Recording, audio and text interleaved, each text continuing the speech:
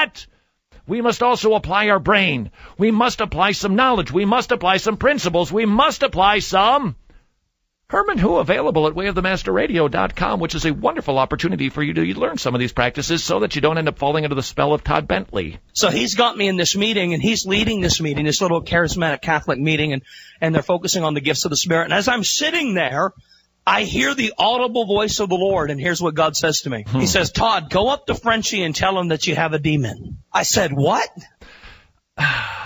Me too, sir. It's funny. You took the words right out of my mouth. Something tells me if you would hear the voice of God, you know what would be the next thing that God would say to you? Don't be afraid. Because, dude, you would fall out more than as if you were at some sort of healing meeting with a man in a white suit. I'm hearing the voice of God, and the audible voice of God says to me, a Spirit-filled, born-again Christian, praying hours a day, reading the New Testament in one sitting.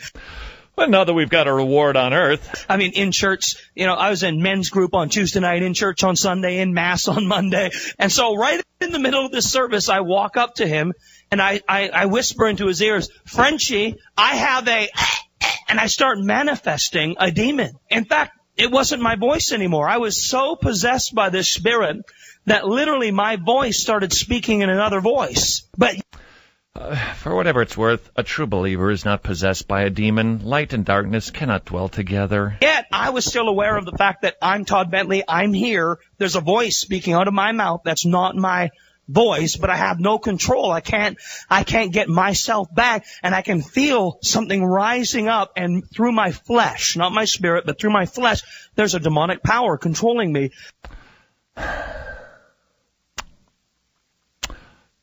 Self-control right now. What you're hearing is me practicing the sound of self-control.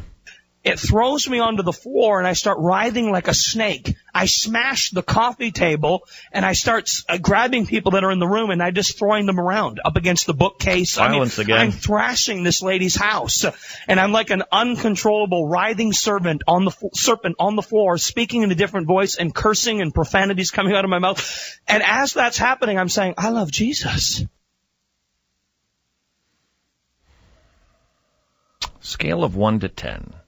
On the preposterous scale, no, a scale of 1 to 10 on the, this is blasphemy now. This can't be happening to me. I don't have demons. I love Jesus. And the whole time I'm cursing the very people that I love, and I can't stop, And so he jumps on me, and he starts performing deliverance. And the first spirit that came out of me was fear. That was the first demon. It was a demon of fear. And then he starts dealing with all these other demonic spirits. Like the scripture twisting spirit, that one. Whew!